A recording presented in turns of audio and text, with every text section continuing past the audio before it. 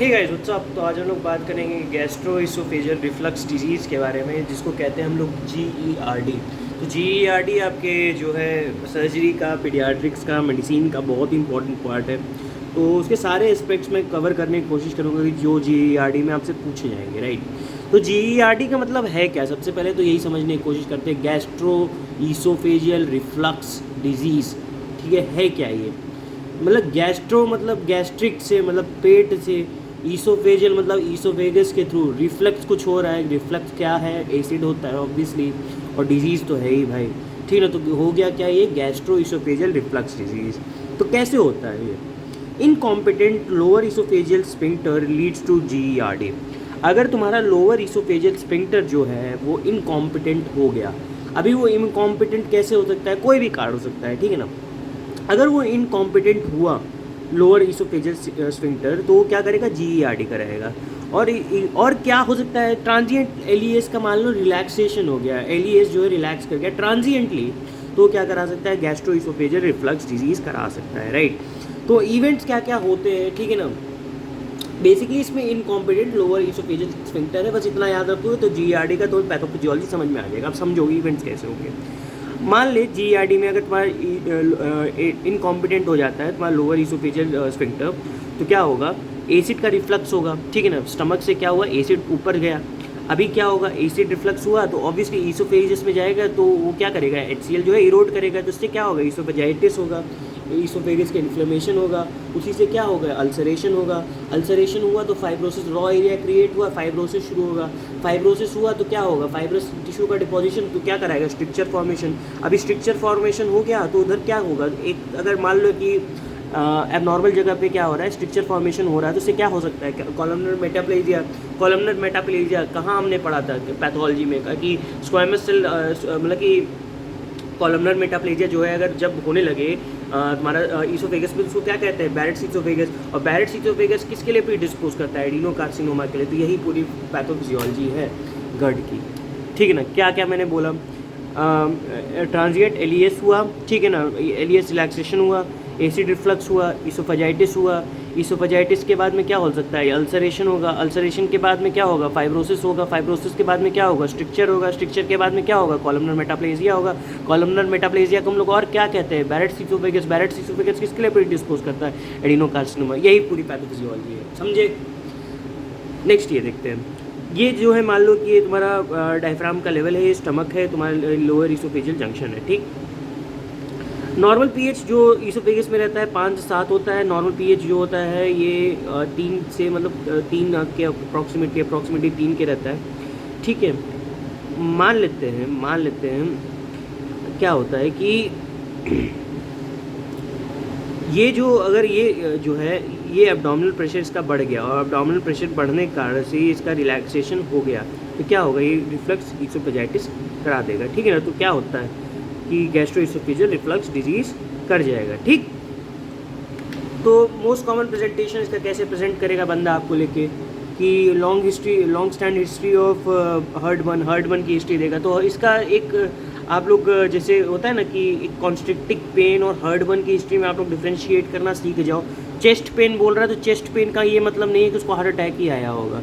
तो हो सकता है उसको बर्निंग सेंसेशन पेन हो। तो किस तरीके का पेन हो रहा है? अरे आपको किस तरीके का पेन हो रहा है? तो आप कहेंगे जलने वाला पेन होता है, ठीक है ना। तो अगर जलने वाला पेन होता है तो आप GERD की तरफ सोचेंगे। अगर बोल रहा है कि डॉक्टर साहब मेरे को ऐसा लग रहा है कोई मुझे ऐसे मतलब कि दबा रहा है, मेरे छाती को कोई दबा रहा है, कोई खींच रहा है, भींच रहा है, ऐसे अगर करके कोई बोले तो बोलेगा ही। क्लासिक अगर तुम लोग हिस्ट्री लिए होगे तो बताता है किस तरह का पेन हो रहा है। चुभने वाला, ठीक है ना, मरोड़ने वाला, ऐसा करके बहुत सारे दर्द होते हैं, ठीक है, वो बताते हैं पेशेंट। अगर आपको सुने होगे, अगर कभी सुना होगा तुमने, तो इस तरह की हिस्ट्री देते हैं, ठीक है ना।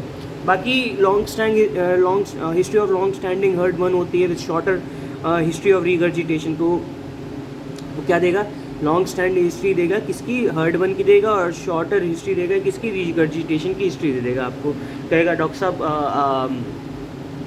हमको बहुत दिनों से क्या है, लॉन्ग स्टैंडिंग बर्न था, हर्ट बर्न है, और इसके साथ क्या क्या है हमारा? Short history of plus shorter history और रिगर्जिटेशन की हमारी हिस्ट्री रही है। मतलब कि हमको बार बार रिगर्जिटेशन होता था, और हर्ट बर्न की तो हिस्ट्री थी, ठीक है ना। मतलब हर्टबर्न की बहुत लॉन्ग हिस्ट्री, क्यों लॉन्ग हिस्ट्री रहेगी हर्टबर्न की? ऑब्वियसली अभी क्या होता था कि पहले हल्का फुल्का एसिड चला जाता था कि मान लो कि बहुत छोटा सा ही जो है हिस्सा खुलता था लोअर इसोफेजियल स्फिंक्टर का, ठीक है, इनकॉम्पिटेंसी बहुत छोटी ही थी। अभी क्या हुआ, धीरे धीरे वो बहुत ज़्यादा बढ़ती गई, अभी ज़्यादा बढ़ती गई तो पूरा रिफ्लेक्स कर लेगा, तो शॉर्टर हिस्ट्री रहेगी रिगर्जिटेशन की, राइट। इसके अलावा कैसा ये बताएगा कि कहेगा डॉक्टर साहब मेरे को रेट्रोस्टर्नल पेन, रेट्रोस्टर्नल तुम्हें नहीं बताएगा डॉक्टर साहब, मेरे को कहेगा बीच में मेरे को पेन होता है एकदम छाती के पीछे, तो उसी क्या कहते हैं रेट्रोस्टर्नल पेन, और या बर्निंग सेंसेशन ऑफ पेन देगा।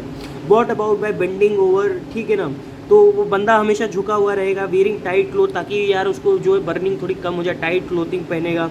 Lying flat in bed at night, तो फ्लैट होगा रात में सोने के लिए, और सिम्टोमेटिक रिलीफ बाय एंटासिड्स, और एंटासिड्स लेगा वो ताकि सिम्टोमेटिक रिलीफ हो उसको।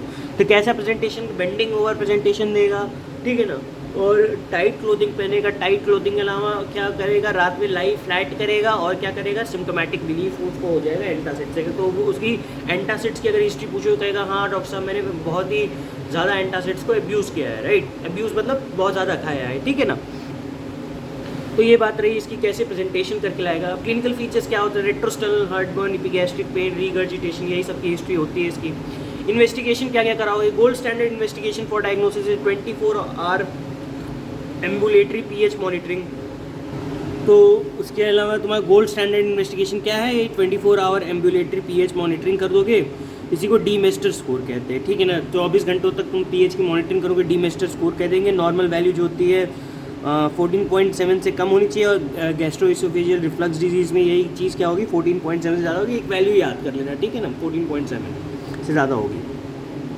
ट्रीटमेंट क्या करोगे, कंजर्वेटिव मैनेजमेंट करोगे कि avoid food with causes increase lower oesophageal pressure, कोई भी फूड जो लोअर इसोफेजियल प्रेशर को जो है कम करे उसको तुम अवॉइड करना है तुमने। ड्रग्स में double dose of PPI initial management तुम कर सकते हो, पीपीआईज दे दो, तो ऑब्वियसली वो इनिशियल मैनेजमेंट में पीपीआईज ही दोगे, क्योंकि ऑब्वियसली अभी तो भाई जो है दिक्कत कर रहा है एसिड के कारण। अगर एसिड थोड़ा दिन के लिए कम होगा तो बंदे को सिम्टोमेटिक रिलीफ आएगा, तो पेशेंट रिस्पॉन्सिव होता है, तो ये सिम्टोमेटिक मतलब कि सिंड्रोमिक ट्रीटमेंट या सिम्टोमेटिक ट्रीटमेंट होता है, ठीक है ना। अब इसके अलावा क्या कर सकते हो, लाइफस्टाइल मॉडिफिकेशन कर दो कि सेसेशन ऑफ स्मोकिंग, अगर हो सकता है ये स्मोकिंग के कारण से हो तो सेसेट करना है स्मोकिंग को। कैफ़ीन का इंटेक तुम्हें कम करवाना है, अगर बहुत ज़्यादा बंदा कैफ़ीन एडिक्टेड है, स्ट्रेस फ्री इन्वायरमेंट में काम कर रहा है, तो यार उसको कैफ़ीन उसका छुड़वाना है, ठीक है ना। ऑब्वियसली अगर आप डॉक्टर हो तो आप कैफ़ीन तो नहीं छोड़ोगे ना, स्मोकिंग छोड़ोगे, तो देख लेना यार क्या तुम्हें बहुत ही हाई चांसेस है गैस्ट्रोइसोफेजियल रिफ्लक्स डिजीज़ होने के, ठीक है ना। जो डिजीज़ पढ़ रहे हो ना वही डिजीज़ तुम्हें भी होने वाली, घबराओ मत, बहुत जल्द होगा। अभी तो फाइनल ईयर में जो बंदे हैं उनको समझ में आ रहे हो मैं क्या बोलना चाह रहा हूँ, ठीक है ना। तो बाकी तो खैर आगे मौला मालिक, ठीक है ना। खैर अवॉइड हैवी मील जस्ट बिफोर लाइंग डाउन, ठीक है, तो हैवी मील अवॉइड करना है जस्ट बिफोर लाइंग डाउन। मान ले कि भगवान को पूछ के तुमने बहुत बढ़िया खाना वाना खाया, गाला डिनर मारा और उसके बाद तुरंत सो गए, ठीक है ना, और क्या फिर दिक्कत होगी तुम्हें। ऑब्वियसली हैवी मील खाए होगे तो क्या हो सकता है, वो मान ले कि हैवी मील जो है वो इंट्रा एब्डोमिनल प्रेशर बढ़ा दिया और पीछे भेज दिया, तो खाना क्या होगा, रिफ्लक्स कर गया। तो इसीलिए हम लोग हैवी मील अवॉइड करनी चाहिए। हैवी फैटी मील ड्यूरिंग नाइट हम लोग कहते हैं ना कि नहीं खानी चाहिए। हमारे बाप दादा जो बोल के गए हैं कि हाँ भाई रात को नहीं खा के सोना चाहिए जल्दी से, एटलीस्ट 1-2 घंटे का विंडो पीरियड होना चाहिए, वो इसीलिए कह के गए ताकि आपको GERD ना हो, ठीक। अदर इन्वेस्टिगेशन में क्या क्या करा सकते हो, बैरियम स्वेलो करा दो। बैरियम स्वेलो में क्या मिलेगा तुम्हें, फेलाइन ईसोफेगस मिलेगा। फेलाइन ईसोफेगस क्या है, ट्रांसवर्स सेरेशन जो है तुम्हें मिलेंगी, लोअर 2/3 ऑफ द ईसोफेगस में ट्रांसवर्स सेरेशन मिलेगी, उसी को फेलाइन ईसोफेगस कहते हैं। तो rule out sliding hernia, sliding hernia तो नहीं है बंदे को, तो इसको रूल आउट करने के लिए तुम लोग करते हो कि एक तुम फेलाइन बैरियम स्वेलो करा लो, ठीक। एंडोस्कोपी में to rule out Barrett's oesophagus, तो इंडोस्कोपी में तुमको क्या रूल आउट करना है, बैरेट्स ईसोफेगस, ठीक। तो इसका गोल्ड स्टैंडर्ड ट्रीटमेंट क्या है, लैप्रोस्कोपिक निसेंट फंडोफ्लाइकेशन, ठीक है। सर्जरी वाले जानते होंगे, समझते होंगे कि इसका जो है क्या करना है, फंडस लो स्टमक का, जैसे मान लो ये देखो, ये मैंने यहाँ से फंडस उठाया, फंडस को उठा के मैंने इसको ईसोफेगस के अराउंड घुमा दिया, ये फंडस को, तो इसी को कहते हैं लैप्रोस्कोपिक निसेंट फंडोफ्लाइकेशन। और 360 डिग्री कंप्लीट पोस्टीरियर रैप कर सकते हो। मोस्ट कॉमन इसका कॉम्प्लिकेशन न्यूमोथोरैक्स होता है, ठीक है। लैप्रोस्कोपिक निसेंट फंडोफ्लाइकेशन, बस इतना याद रखना, इतना काफ़ी है तुम्हारे लिए, ठीक। बाकी क्या कर सकते हो, पैथोफिजियोलॉजी देखो, पैथोफिजियोलॉजी इंपॉर्टेंट है, तुम्हें समझना होगा, फिर से मैं समझा दे रहा हूँ। इसमें थोड़ा अच्छे से दिया इसलिए मैं समझा दे रहा हूँ, ठीक है ना। क्या है, इनकॉम्पिटेंट लोअर इसोफेजियल स्फिंक्टर रहेगा तो क्या होगा, रिफ्लक्स होगा एसिडिक गैस्ट्रिक कंटेंट का इनटू लोअर इसोफेगस में, ठीक है। लोअर इसोफेगस में तुम्हारा रिफ्लक्स होगा किसका, एसिडिक गैस्ट्रिक कंटेंट का। अभी उससे क्या होगा, रिफ्लक्स इसोफेजाइटिस होगा। रिफ्लक्स इसोफेजाइटिस तो अल्सर करेंगे, ulcer inflammation of lower oesophagus, इससे दो चीज़ें होती हैं, ठीक है। लॉन्ग स्टैंडिंग केसेस में तुम्हारा फाइब्रोसिस होगा, ठीक है ना, वही बताया था, शॉर्टनिंग ऑफ इसोफेगस होगा, pulling of the stomach in the thorax resulting in hiatus hernia. तो क्या लॉन्ग स्टैंडिंग केसेस में अगर फाइब्रोसिस होता है, फाइब्रोसिस क्या होता है, कोई भी चीज़ अगर फाइब्रोस कर रही है तो वो एक दूसरे को पास लाएगी। अगर वो पास लाती है एक दूसरे को तो क्या होगा, जो तुम्हारा स्टमक है वो ऊपर की तरफ थोरैक्स की तरफ आएगा, शॉर्टनिंग होगी इसोफेगस की, जो है स्टमक थोरैक्स की तरह आएगा, जिससे कारण से तुम्हारा हाइड्रस हर्निया का चांसेस होने की ज़्यादा संभावना हो जाएगी। अभी इसी एक और चीज़ हो सकती है इससे कि severe longitudinal muscle spasm as a result of oesophagitis. Oesophagitis के कारण से एक ये नई चीज़ है कि तुम्हारा लॉन्गिट्यूडनल मसल का स्पाज्म हो जाए, जो लॉन्गिट्यूडनल मसल से उसका स्पाज्म हो जाए, तो जिससे क्या होगा, पुलिंग अप ऑफ ईसोफेगस होगा, जिससे क्या होगा, resulting in displacement of cardia of the stomach in the thorax. तो कार्डिया ऑफ द स्टमक जो है थोरैक्स में आ जाएगा, जिससे कारण से क्या होगा, increase regurgitation, heartburn and retrosternal pain. इसी के कारण से तुम्हारा जो है रिगर्जिटेशन इंक्रीज हो सकता है, रेट्रोस्टर्नल हार्टबर्न बढ़ सकता है, और रेट्रोस्टर्नल पेन हो सकता है, हार्टबर्न हो सकता है, ठीक है ना। तो ये बात रही तुम्हारी कुछ गैस्ट्रोइसोफेजियल रिफ्लक्स डिजीज़ के बारे में। उम्मीद है तुम्हें समझ में आया होगा, बहुत इंपॉर्टेंट टॉपिक है, आना ही आना चाहिए तुम्हें, ठीक है। अगर नहीं आता तो पढ़ लेना इसको, और मिलते हैं तुमसे नेक्स्ट वीडियो में, तक ले बाय।